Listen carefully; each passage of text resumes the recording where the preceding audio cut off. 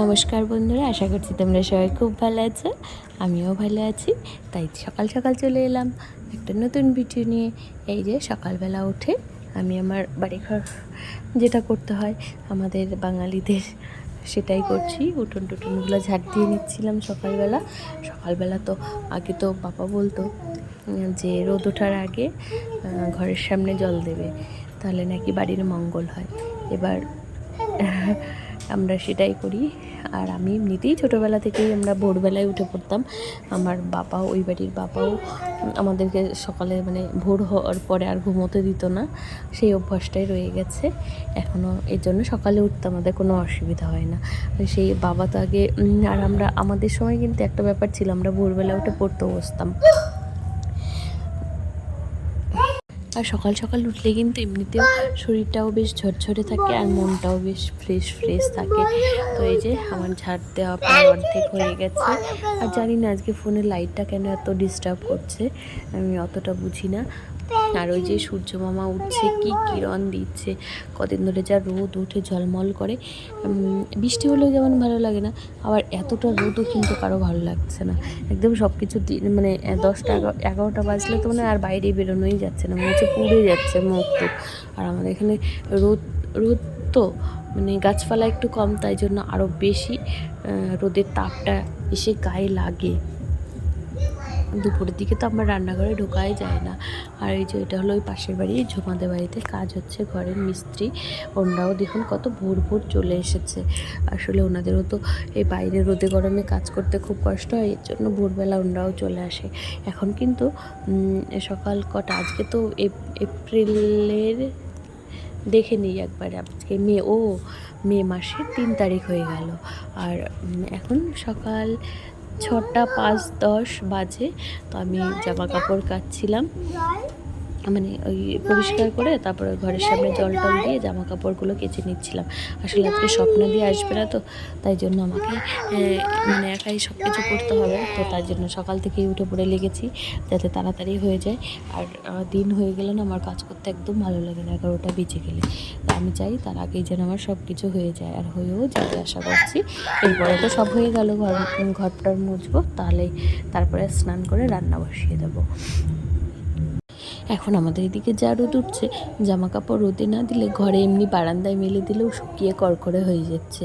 আর বাইরে মেলে দিলে স্বপ্নাদি তো 2 ঘন্টা থাকে আমাদের বাড়িতে কাজ করার সময়। তো উনি প্রথমে জামা কাপড় মেলে দিয়ে যায়, যাওয়ার সময় জামা কাপড় শুকিয়ে সব একদম কটকটে হয়ে যায়। তো জামা কাপড় মেলতে যতটা দেরি, ওই 1 ঘন্টা 1.5 ঘন্টার মধ্যে সব শুকিয়ে যায়। মোটা জামা কাপড় হলেও 1.5 ঘন্টার মধ্যে শুকিয়ে যাচ্ছে, আর পাতলাগুলো তো কোনো কথাই নেই। তো এই যে দিয়ানের কিছু জামা কাপড় ছিল, আমার আর কিছু নেই, আজকে সব কিছু পরিষ্কার করে দেবো খুব তাড়াতাড়ি, হয়েও যাবে। আর অনেক দিন পরে করছি তো বেশ ভালোই লাগছে। নিজেদের জামা কাপড়গুলো, আগে তো সব কিছু নিজে হাতেই করতাম, এখন দিয়ান হওয়ার পরে এক হাতে আর পেরে উঠি না সব কিছু। তো তাই জন্যই স্বপ্নাদিকে রাখা হয়েছে। আর স্বপ্নাদি সত্যি মনের মতো মানুষ একটা পেয়েছি, সেটা হলো স্বপ্নাদি। আমার পরিবারের লোকজনও মনে হয় অতটা ভালো মনের না আর কি, আমি নিজেও হয়তো অত ভালো মনের না, আমার স্বপ্নাদি যতটা ভালো মনে। আর তারপরে এই যে ধোয়াধুয়ি হয়ে গেছিলো, এবার মেলে দিচ্ছি। আর ওই যে দেখুন সূর্যের কি তাপ, মনে হচ্ছে আমার মাথাটা পুড়েই গেল। আর এই রোদটুকুর জন্য আমরা শীতকালে কত ওয়েট করি, আর গরমকালে এই রোদের জন্যই আমরা বিরক্ত হয়ে যাই। সত্যি মানুষ আমরা কত অদ্ভুত, তাই না? আসলে পরিবেশটাই এর জন্য অনেকটা বেশি দায়ী। সব কিছু যদি অ্যাডজাস্ট করে, বাইরের ব্যাঙ্গালোরের ওয়েদার যেমন খুব সুন্দর, আমাদের এখানেও যদি তেমন হতো আমাদের কত ভালো হতো। কিন্তু আমরা যা চাই সেটা চাইলেই তো আর হবে না, যেখানকার যেমন ওয়েদার সেই অনুযায়ীই হবে। তা আমরা কিন্তু সব সময় বলি। আর এই যে কদিন আগেই চৈত্র মাসের প্রথম দিকে কি বৃষ্টি হচ্ছিল, তখন আমরা বলছিলাম যে চৈত্র মাসেও বৃষ্টিপাত হয়, সারা বছর ধরেই বৃষ্টি, এ আবার কেমন ঋতু।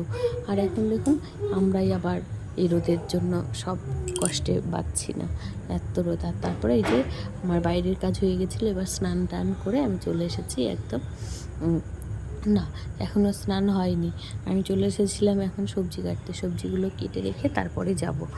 স্নান করতে। আসলে এখন গরমকাল তো মানে একদম ঘেমে নিয়ে অস্থির হয়ে যাই, আর তার জন্য যতটা পারি কাজগুলো আগে গুটিয়ে নিই, তারপরেই স্নান করতে যাই। তো সবজি টবজি কাটা হয়ে গেছে, রান্নার ওগুলো রেডি হয়ে গেছে, এবার শুধু ঘরটা মুছলেই হয়ে যাবে। ঘরটা মুছে তারপরে স্নান করে যাবো।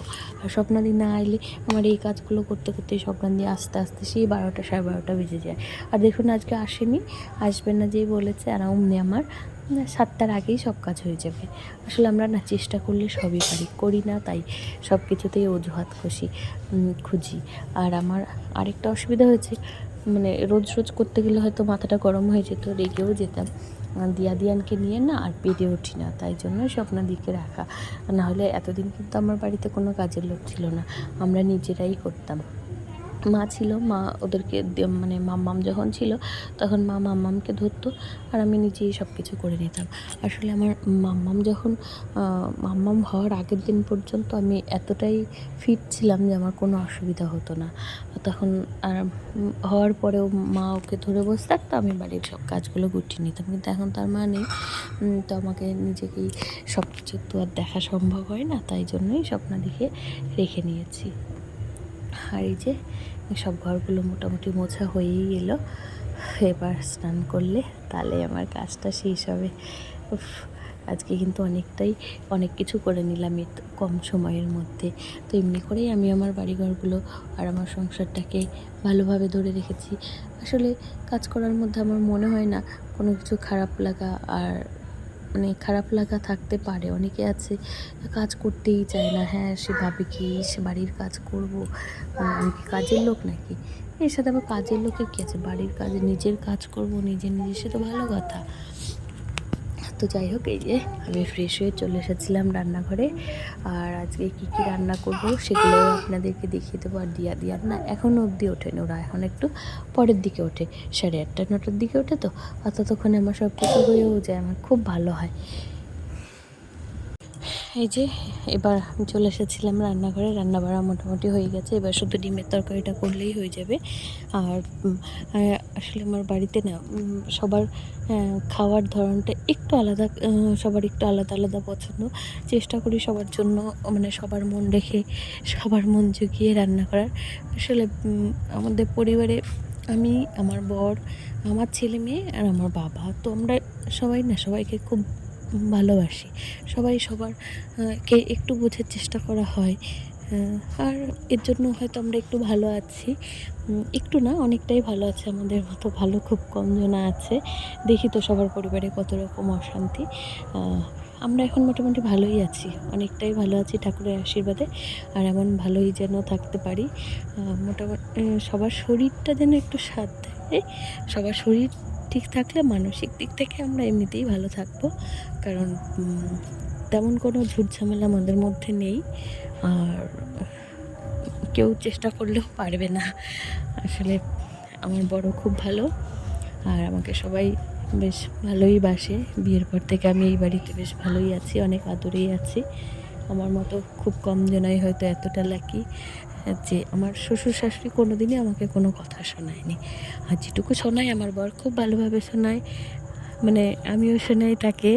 আমাদের দুজনের ঝগড়া হতেই থাকে, মিলও হতেই থাকে। দিনে হয়তো আমাদের 10 বার ডিভোর্স হয়ে যায়, ডিভোর্স হয়তো 10 বার হয়, আর 20 বার আবার মিলও হয়ে যায়। তো খুঁটিনাটি লেগেই থাকে, সেটা সবার সংসারেই হয়। খুব ঝগড়া করলে দুজনের দরজা বন্ধ করে ঝগড়া করি, আবার একটু পরে মিল হয়ে যায়, মানে বাবা যাতে বুঝতে না পারে। আমরা দুজনে এই ভয়টুকু আছে যে বাবা শুনলে বাবার কষ্ট লাগবে, বাবা খারাপ ভাববে। তো সেই হিসেবে আমরা ভালোই আছি। আর ছেলেপেলেগুলো এখন মানুষ হয় কি না দেখা যাক, ঠাকুর সহায় থাকলে হয়তো হবে। তো এই নিয়েই চলছে। আর এই যে কী যেন বরফ খাচ্ছিলাম, আমার বরফ বানিয়েছে। আর ঠান্ডা কি মিষ্টি, আমার না অতটা মিষ্টি খেতে অতটা ভালো লাগে না, কেন জানি না।